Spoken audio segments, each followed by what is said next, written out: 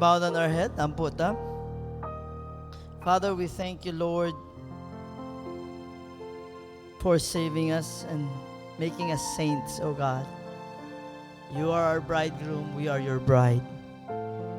Father, as we go to your word this evening again, that your word will give us strength, will empower us, Lord, will make us trust you more. Thank you, Lord, for your faithfulness. God, Holy Spirit, lead us, teach us, and guide us, that we may understand with clarity. All this we pray in your most holy name, Jesus. And everybody says, Amen. Let's give God a round of applause. Hallelujah.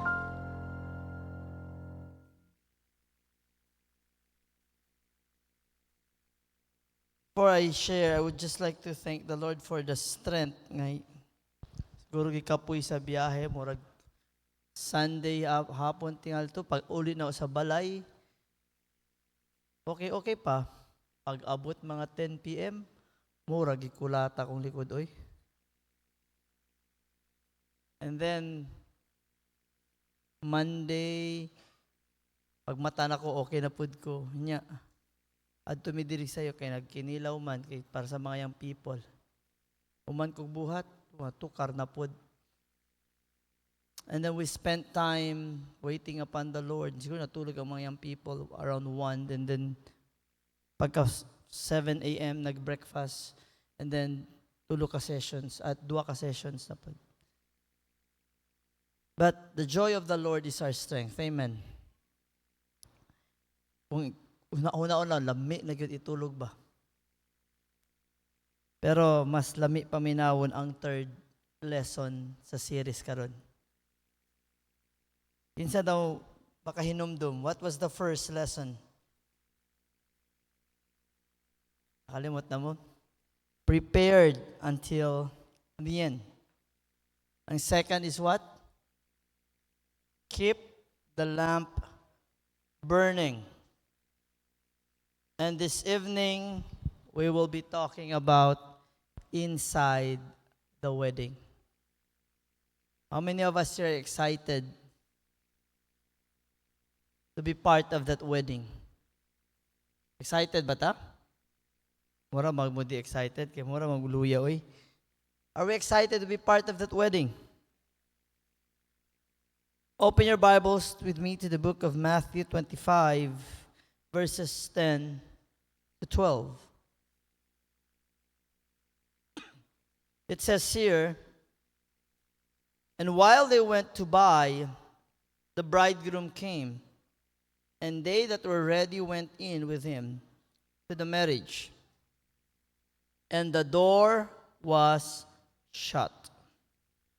Afterward came also the other virgins, saying, Lord, Lord, open to us.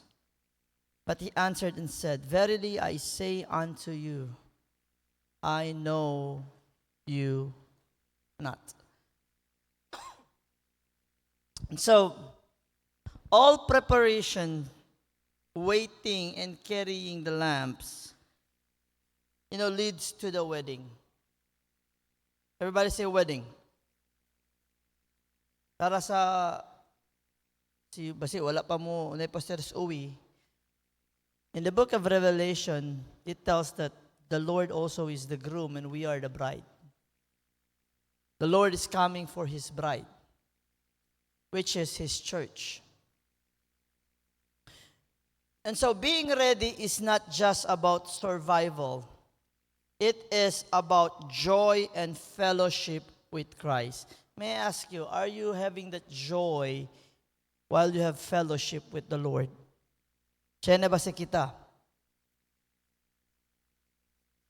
The moment the Father signals, the bridegroom comes, and only the prepared enters. Here, yaabla ko nila, I do not know you. In the book of Matthew 7:21 to 23, it also says, I know you not. And we have established that these are the same virgins who the same carries the lamp, who has the same role sa wedding. And why is it? I know you not. Now, in this passage, the wedding represents eternal union with Christ. Everybody say with me, eternal. What's eternal? Temporary? No. It's eternal. The Father alone decides when the bridegroom returns. Once the prepared entered, the door was shut, showing the seriousness of readiness. If we look to it, the ark kay Noah was also shut, a door. And no one entered and no one can go out. It was the Lord who shut it. He means business. So I hope we are preparing. Are we preparing?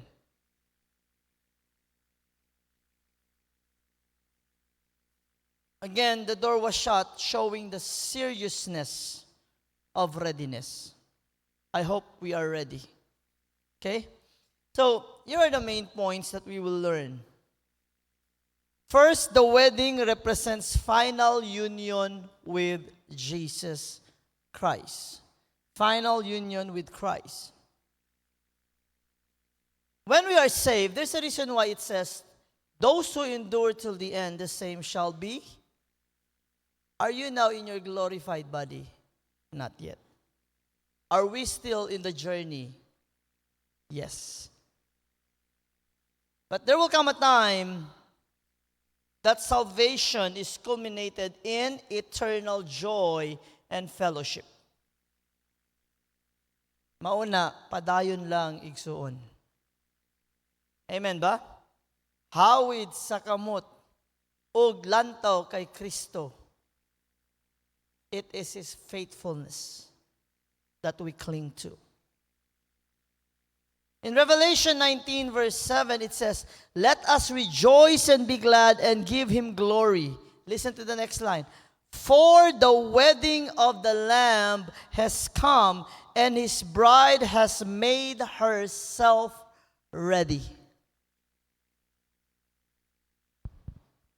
Kana bang diri sa kalibutan no, kung na ay wedding? Kinsa ba gina lantaw kung ready na? Di ba ang bride? Dugay kayo siya mag-prepare. Yes or no? Ang groom, dali ramang kayo eh. Pagligo lang, suot sa nina, gamay lang pulbos, halalakaw. Umana ka. Pero ang bride, digan kayo. Bukat pa kayong sa nina. No? Ngano tingali na, ganan kayo mabayan, pilig sa nina, bukat pa kayo. Now, the bride has made herself ready. In John 17:24, it says, Father, I desire that they also whom you have given me may be with me where I am, to see my glory that you have given me. In the book of Psalms 16:11, it says, you make known to me the path of life. In your presence there is fullness of joy, and at your right hand are pleasures forevermore. Meaning, salvation is culminated by eternal joy and fellowship. Mauna, sige ko gingon sa inyo ha,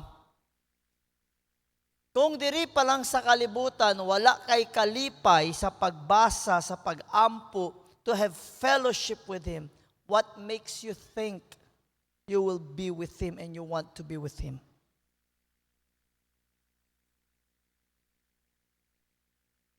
Nakakoy usay madunggan mga dili man mamugos ang Ginoo. Tinuod man, dili man mamugos. Kaya usay rason man sa mga tao ba, like you share to them and guide them and they will say, ay, ang Panginoon naman hindi naman dapat sa pilitan. Yes, wala naman sa pilitan. We are just reminding. And the Lord will not even force you to be with Him.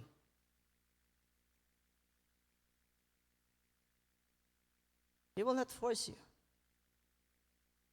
Now, as children of God, are we preparing? Hello? Ambot maragwa man tikang nangandam kay murag. Are we preparing? Anak man siya, are we preparing? Okay. So, what should be the practical application? Prioritize intimacy with Christ.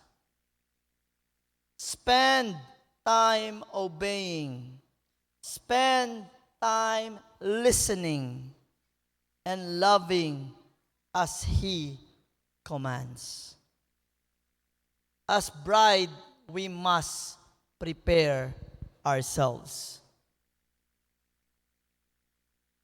Ingon pa ang kanta, O when the go marching. Marching in where?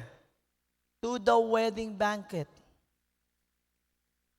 Oh Lord, I want to be in that number. Oh Lord, I want to be part of that. Only those who are prepared can come in. Na ba si An diri? Okay, ito si An. Dream ba to An more vision? Dream? Okay. Si An dreamt na daw ta sa gawas. And then sa iyang dream, people were wearing white apparel. And pandaw, kanang murag, klaro ba kayo na wedding, no? O niya, sa iyang dream, she was wearing her white gown. And then, daghan ka agi-agi, ginaing na niya, pangandam mo. Ang uban daw, na ay gamay, only few were preparing, but most, kadaing na niya, sakaan na siya kilay, ibaliwala siya. Like, does not take things seriously. Murag, ibaliwala yun nila. And then all of a sudden, naado nag-ingon, sulod na kay ang bride, ang groom, paabot na. Pag sulod ni An diri, 3 rows lang, puno, nakaputi, facing tanan diri. Tingala siya, asa ang uban. 3 rows ra.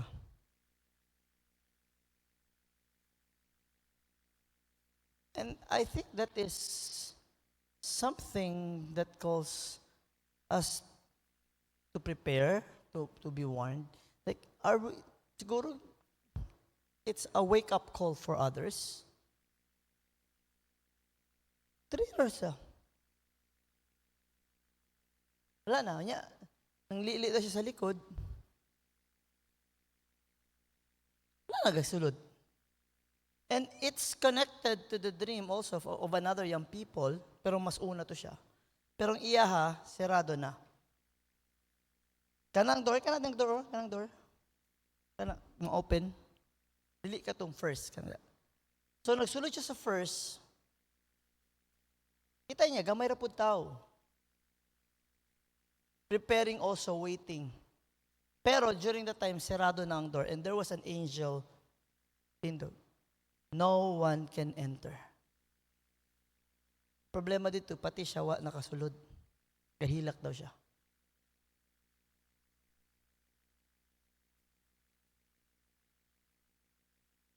You cannot enter. Taga-diri ko, you cannot enter.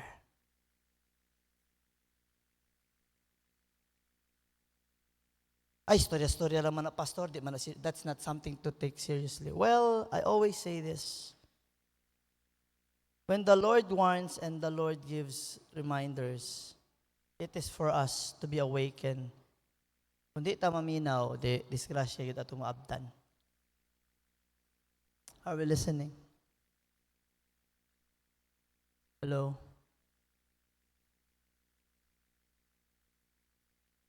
I hope we are really in tune. Everybody say in tune.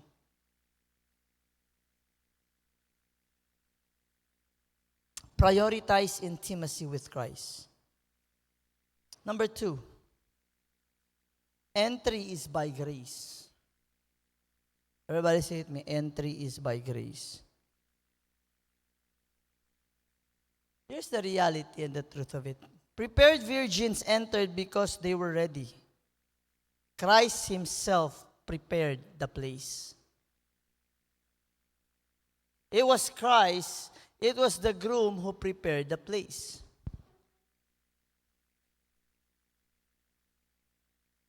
Basta ready lang ta. Amen ba? Pangutan ni mo katapad kung ready na siya. Are you ready? Ha? Pangutan ni sa, are you ready to listen to God's word tonight? Kaya kung tayo manggod, dali ra mag-iyon, sige, ready ko, ready. Yeah? Nakakuyog na mawagtaw ka na, hello? O unsa man, apadung na media, agion ka na mo, ready na ka, oy, ready na ko. Pag abot dito, naghulat pa kag 20 minuto, 30, wa pa nakagawas. Ready, human na. Paligo pa lang di ay. Do you know what? It's like that. Wala ka nag-prepare. Pa si Jesus, agian ako ka. Pag abot wala ka, biyaan ka. Pag gawas ni mo, wala na. Bilin ka. You know what? Wala baya laing flight. Usara ang flight. Maayi pa ang palug Cebu Pacific, tagan flight. Are we listening? Now, entry is by grace. In John 14:2-3, it says this. In my Father's house are many. If it were not so, I would haven't told you. I go to prepare a place for you. And if I go and prepare a place for you, I will come again and I will take you to myself, that where I am, there you will be also. It means God is now preparing places for His children in heaven. Nanangutan na sa kuwa unsa dako, mansion or house. Engko saya ayaw problemahin na. Sigurado hisa makaadto ka. Pero ang tinuod diha, His mansion is His house. It so just happened that His house has many mansions. Mura na siya, kumaga, diya ko nagpuyo. Mauna yung lugar, pila ka hektarya na, diya ko nagpuyo. Daghan kayo kong balay diha. Daghan kong mansion. Pero, ayaw sa pagdebate unsa dako, house or mansion. Sigurado isa, dito tamabot. Ang uban ingon pa, okay ra na pastor, bisag sa gate ra ko.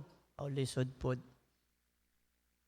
Na ba bisag gate ra? Na ba? Ang uban gani kay nara daw sa rainbow mag-slide.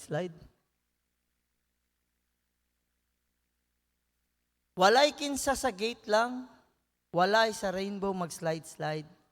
Kasi iyang mga anak buhatan niyag balay. Listen, unsa klaseng balay? Mansion.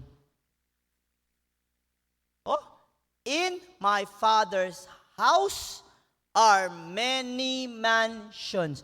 Kinsa man ay magpuyo dito? When the saints marching in.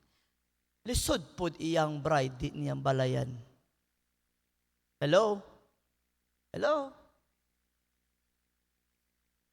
In Ephesians chapter 2, verses 8-9, it says, for by grace you have been through, and this is not your own works. It is the gift of God, lest anyone should boast. It's by grace. Ato ara, mangandam rata.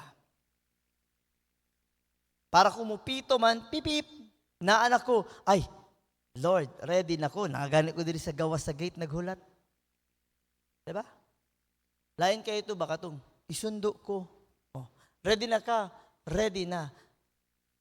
Kung naanad yun ko kung isundo, padulong na ko niya, magawas na ko sa gate, magulat.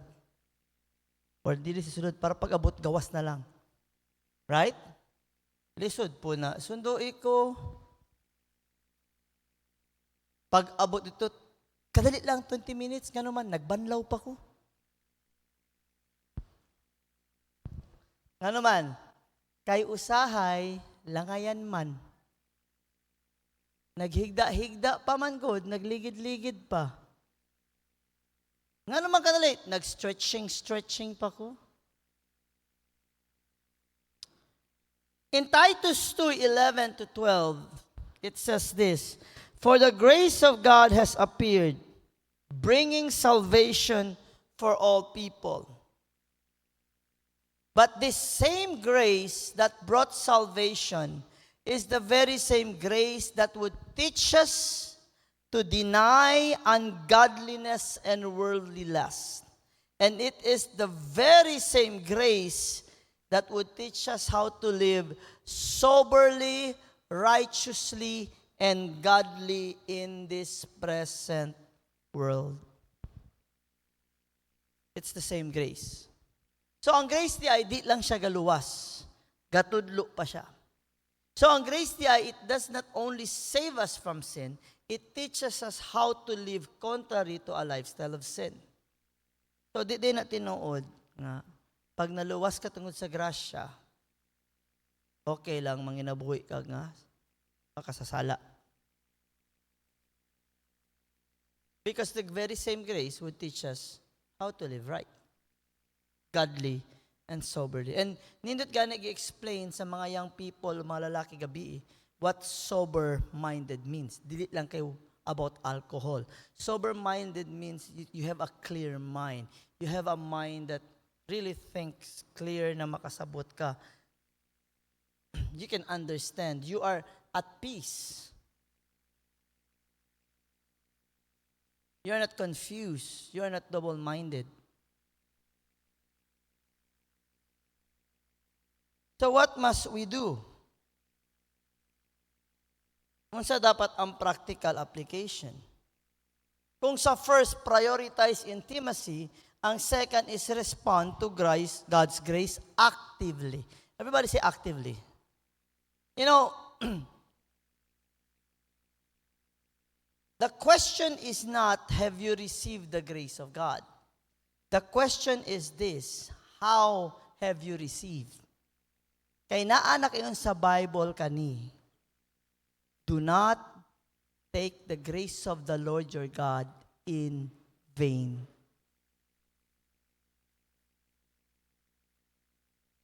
Okay? Posible da ito. You warning man. And so respond to God's grace actively, confess sin, trust Him, and follow His call. Everybody say with me, immediately. Because delaying is still disobeying. Diba?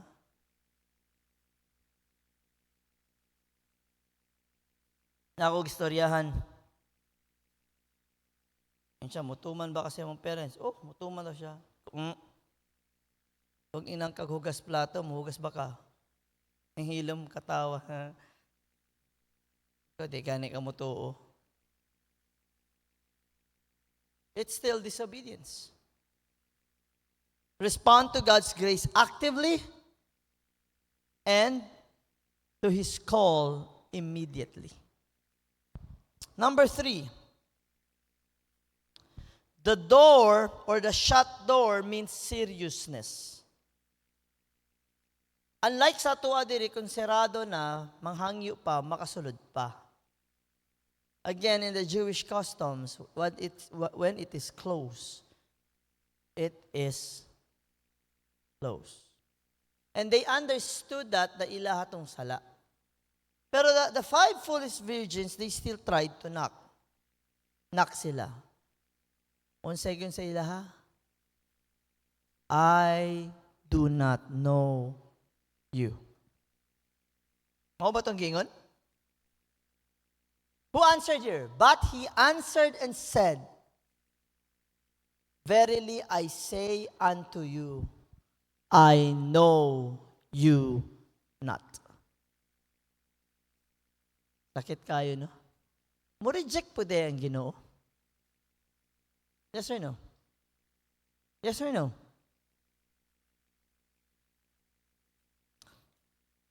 Here's the reality. Delay or unpreparedness leads to missing the celebration. You know, sa una ng utana, I will never forget, nang utana ko sa mama, na di banquet sa langit. Na grapes. Na food. Na lechon. Ang botra. Wala pa man ang banquet.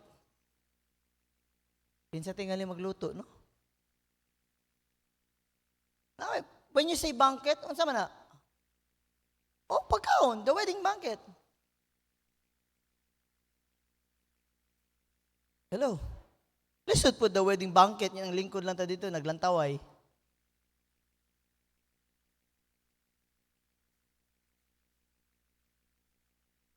Now, missing the celebration is the cause of being unprepared. Inay mo katapad, ayaw pagtapol. Pagprepara. Kani I will remind you again. Listen. There's a verse that is very makahadlok siya kay kamatuuran dyan siya. That you may be worthy to escape. Kana nga verse. Meaning this, you will find out if you're prepared during that time. Pag nabilin ka, dito may balaan, dili gyud ka prepared. Pag nakakuyog ka, then you were found worthy to escape. And here's the thing. Giingnan po na ako mga young men kanina. That when we talk about preparedness, that worthy to escape, it means this. Ang approval is not kay pastor gikan. Ang approval gikan sa Ginoo. And so si pastor is just teaching. Si pastor is just leading and guiding to what the scripture says. Now, granted, principle sa Bible ang ginatudlo. Yes or no? Ang pangutana diya, ginatuman ba? And the Bible says, study to show thyself approved not unto pastor, not unto your Sunday school teachers, not unto your council members, but approved unto God, that you may be found worthy to escape. Gipilit na ako ito doon ka verse. Hello. That's why it says, study to show thyself approved unto God. A workman that needeth not to be ashamed, rightly dividing the word of truth. Now, in the book of Matthew 25, verse 12, but he answered, truly I say to you, I do not know you. In Luke 13, 24 to 27, ato sa Luke.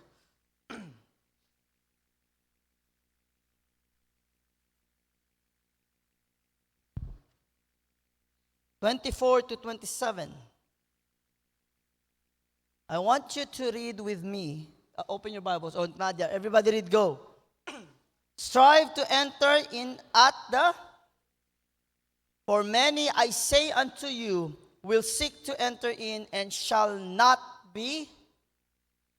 When once the master of the house is risen up and hath shut to the door, and ye begin to stand without, and to knock at the door, saying, Lord, Lord, open unto us. And he shall answer and say unto you, I know ye not whence ye are. Then shall ye begin to say, We have eaten and drunk in thy presence, and thou hast taught in our streets. But he shall say, I tell you, I know you not whence ye are. Depart from me, all you workers of iniquity. You have eaten. We have eaten.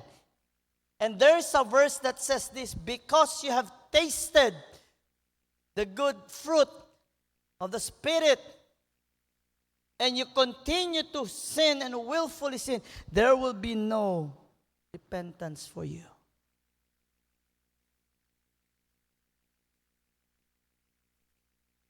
Hello?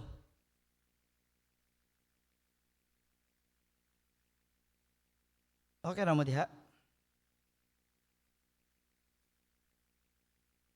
Balik ko sa 24 ha. Everybody say strive. What do you mean by strive? Maningkamot. To enter in at the straight. Dili na diretso nga dalan. S-T-R-A-I-T. Straight. Meaning, a difficult and narrow road.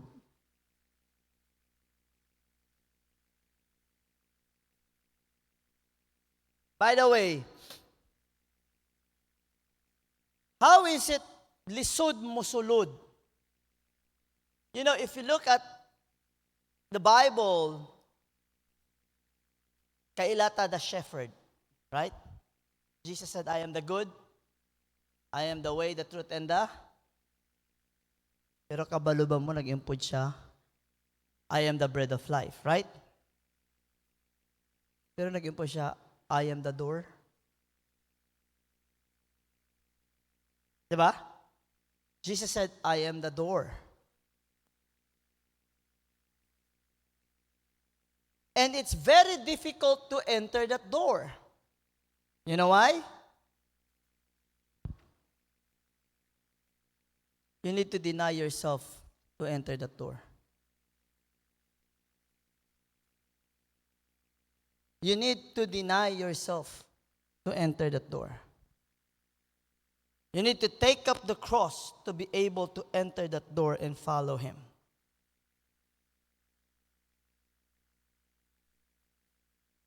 Strive to enter that narrow road.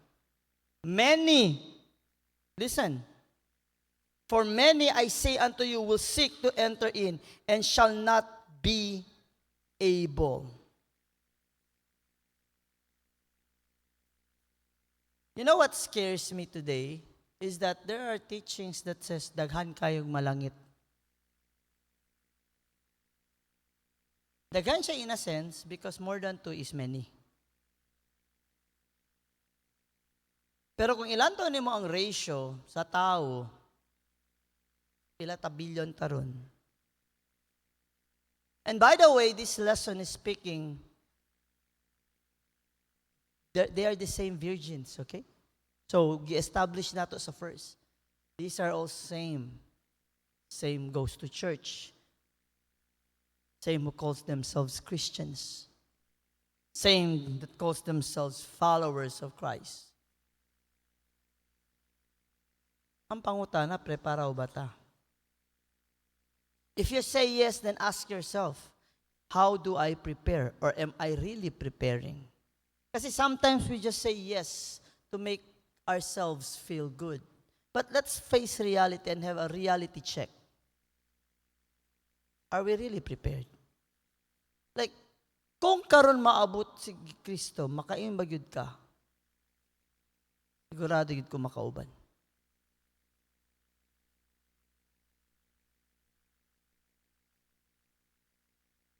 Listen, tonight, that is just a question. The day will come, it will be a reality, and we will find out whether we are prepared or not. And that time, when that time comes, that would be the most wonderful or the worst thing that can happen. You know why? It would be wonderful kung nakauban ka, but it would be worse kung nabilin ka. Or, when you die, it will be wonderful, opening your eyes in the hands of the Lord. Or worse, dying and the Lord telling you, depart from me. Adto sa ka sa imong labi sa waiting area sa hell before I throw you to the lake of fire.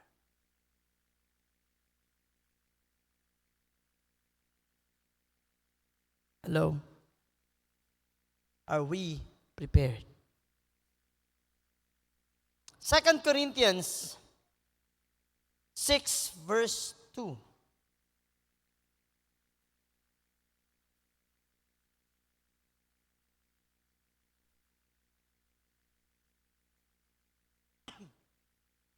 It says here, for he saith, I have heard thee in a time accepted, and in the day of salvation have I succored thee. Behold, now is the accepted time. Behold, now is the day of salvation. I just want to make one thing clear. It is God who saves, not us.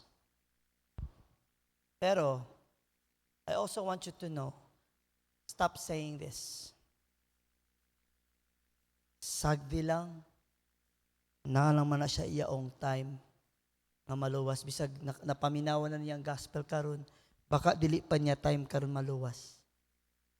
I don't know where sa una nag-start. Di ko kabalo kung asana nila nakuha. And sometimes believers are so confident say, dili pa karon niyang time. The Bible says when you hear the gospel, the word, now is the time for salvation. Not tomorrow, not later, not next week. Now, hopefully, before death comes, that person gives his life to the Lord. Sagdi lang, pastor. Nga naman, baka dili pagyud karon ang gitugot sa Ginoo siya masave. Asa man na nakuha? Uy.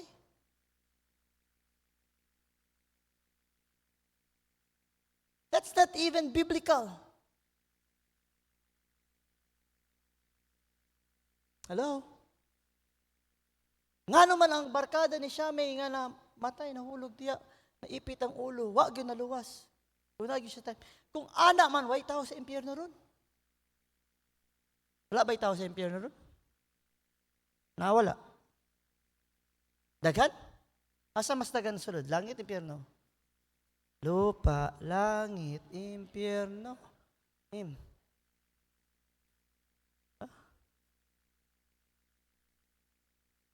Do you get my point? It says here, tomorrow is the day of salvation. Amen. Next week is the accepted time. Behold, next week is the day of salvation. That's why when you speak to people, tell them, you know what? Don't waste time. Dili ta sigurado kung buhi pa kaugma. That's why if you hear me listen, if you hear me speak during mga funerals or invite, diba usay, dili man pirmi, pero most likely gaingon ko. A dying person to dying people. You might not know kung ugma. This might be my last preaching.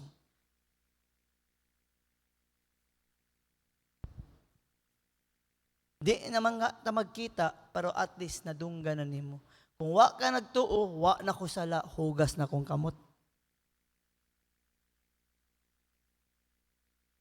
Diba? Like katong friend sa usa ka pastor, iyang best friend, that every time he shares about the gospel, sa mga Bible study, iyang best friend, muhawa, mugawas yun na. Mugawas yun na, di yun na maminaw kay kornihan. During that time, the Lord was telling the pastor, tell your friend not to go out. And then the urge was so strong. Here's the problem. And so, while he was sharing the gospel, the Bible study, ning hawa ang friend. Before pa sila ligaya, the Lord was telling him, Take hold of your friend. Take hold.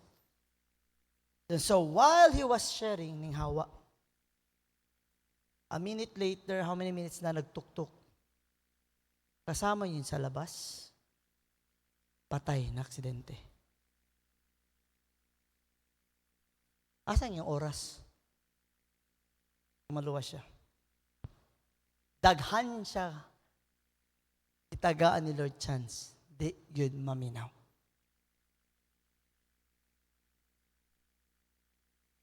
Dili, pastor. Di lang yun niyang oras ron. Baka next week siya. Aw, sige sister, ilan taw sa na ako ang schedule kay Lord? Lord, ano sa yung schedule na maluwas siya, Lord?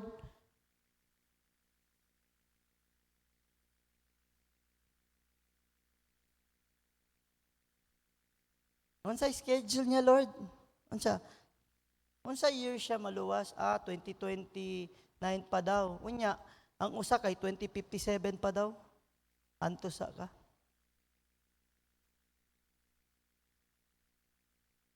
Hello? That's why every time we share with passion, compassion, truth, and grace, but we share with urgency. Say with me, urgency. Even tonight, masin anir ako, I'm murag lobat ko. But I'm speaking in urgency because dili ta kabalo kung maabot unya ang Ginoo or ang kamatayon.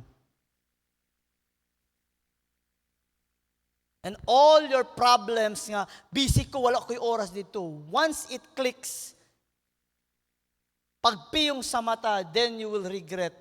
Lord, then you will be repenting for not repenting.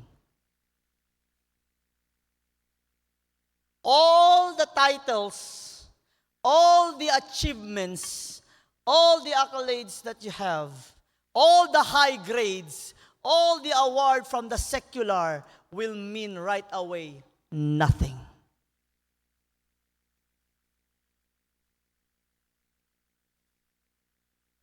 You will find out this is even the reality of all realities.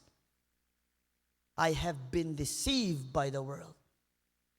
I was busy under Satan's yoke. Why?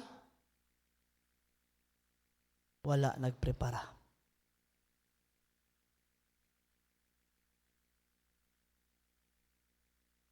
Hello? Hello? So, kosa man el practical application di aton. Don't procrastinate spiritual growth. Mañana habit. Ugma na lang pastor kung dato nako. Ugma na lang pastor kung graduate nako. Ugma na lang Sunday school teacher kung ready nako. Ugma at ugma di maabot. Nganuman, paregan ako example. Tomorrow na ay sale. Nag-adto ang nagpalit. Ugma ko mo adto. Yaan dali. Para pagayali, abi na ko sale. Sir, ang sabi niyan, bukas. Balik sa ugma. Ngayon yung bukas. Sir, ang sabi niyan, bukas. Kay bukas naman gingon ang sale. Wala man nagbutang og date. Wais pud kayong nang baligya. Sige na siya, bukas daw. Bukas. Mauna, kung naasay maingon, bukas na lang kita mamahalin. Ganahan mo. Hello? Do not procrastinate your spiritual growth. You know, I am so happy and rejoicing ang atong 4th class, 21 sila kabuo. Palakpakan na to ang Ginoo. Nagsugod na sila katong Sunday. Spiritual growth is very important. Commit to prayer Commit to studying the Word of God and commit to obedience. Not tomorrow, not next week, not next year para New Year's resolution, but today. Everybody say with me, today. Hindi mo katapad, today. O, kung kana diya sa imong side, nakita nimo nagsimbara na, unya mo questionable ing na today. Questionable ba mo katapad, dili? Uy, wala ko nag-ingon questionable na siya. Ingin ko, kung para sa imo questionable na. And so as I end, the Father's signal brings the bridegroom. Para si Jesus, only the Father knows. The prepared will enter, the unprepared will be shut out. Meaning, di makasulod. Tingala, katawanan ganit, sina nag-joke daw, na daw tulo ka pala hubog, naglakaw, namatay man. Karon, na nagsunod, ilang barkada, namatay. Tingala siya. Asa na tutulo? Nalangit daw. Ano man nalangit? Di, tugtubag daw katong dito, asa daw, entrance. Aw, gipasulod na namo kay diri pa ni magsuka, kay hubog man kaayo. Gipasulod. But, yes, it is a joke. Pero I tell you, walay joke sa Ginoo. When it comes to this thing, walay joke sa Ginoo. Mauna, bisang magkanta na sila, sa langit wala ang beer, that's why we drink it here. Oh, sige. Like, for people, everything is a mockery and joke. Listen to what the Lord says. Never mock the Lord. Because you will really receive the fruit of mockery. Eternal fellowship with Christ is real and serious. Say with me, real and serious. Pangutan ako sa inyo, seryoso ba mo sa iyong relasyon kay Kristo?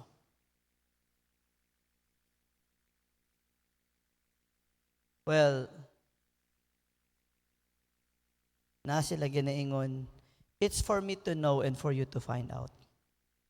Pero, diri, ibali nato, it's for you to know and for me to find out. What do I mean by that? Di, kung magkita ta sa langit, meaning, nagseryoso ta. Pero kung wala na nagkita, usa sa ato ang wala nagseryoso. Ang lisod diya, kung sa ubos na nagkita. In Jesus' name. Pero unsaon man natong in Jesus' name, kung wag yun tayo nagprepara. Are you listening? Ha? Hello? Parera bagod na, nay. Before ko nag-add to stage na ako ginan sa unang stoy. Mura makagburos. Jesus name, pastor. Dili lagi ko buros. Aw, rebuke ka, sige lang. Pagbalik na ako, wa naman, buros kita itinood. Itinood man good. Kasi, say ba, out of, i-rebuke ni mo, nga naman yung mag-i-rebuke, kay tinood man. And that is my point. What's my point? Bisag unsa ka mag-rebuke, kung wag yun ka nagprepara, wag yun. Kanya magsige kag ingon, grasya lang sa Ginoo. Ang grasya ba sa Ginoo, magtudlo sa imo magprepara. The grace of God that brought salvation, the same grace will teach you to prepare. Are we preparing? Hello? Now, be vigilant, live spirit-filled, and embrace His grace so that you will share in the joy of the wedding feast. Everybody say wedding feast. So how can we enter the wedding feast? Watch and pray. Be vigilant. Be sober-minded. Lean on the Holy Spirit. Look unto Jesus, the author and the finisher of our faith. Sing, Lord, take my hand. Hold it. Lead me. Pastor, lisod kaayo ka ng mag-istorya ta nga, di na ta makasala. O, tinood man na. Pero, ganin naging na po na ko mga people. Kanyang sekreto di ay. How many years? Kanyang sekreto. Na ako pangutana, kung kuyog mo sa inyong papa, buutan mo, dili. Ha? Kung kuyog mo sa inyong mga parents, katong bata mo, buutan mo or dili? Ang ano man. Oh, listen na. If we focus on the do's and don'ts, 1, 2, 3 days, okay pa. Meanwhile, after how many balik na po. Right? When you go after the Lord, because you seek Him, and when you throw yourself to Him and then He draw nigh to you, meaning, kuyog ka, kasi man si Mami sa una, an inch away from the Lord is the territory of the. When you are with the Lord, constantly you are connected with Him, lisod po magsikag sala. Nga naman? Kuyog man mo. Punta man sa kami na. Namay mo badlong ni mo. Unya, in love pa ka sa iya ha. Unya, hadlog pa ka sa iya. Unya, agrespeto pa ka sa iya ha. Mauna, kabago ta. Although di pa perfecto, kay mising sayo, masin ang bata kung kuwig samahan, di kay good, na mahadlok, na usay, magawas kita ang pagkakinaiya. Pero, it's not focusing on the do's and don'ts, is now focusing on loving the Lord.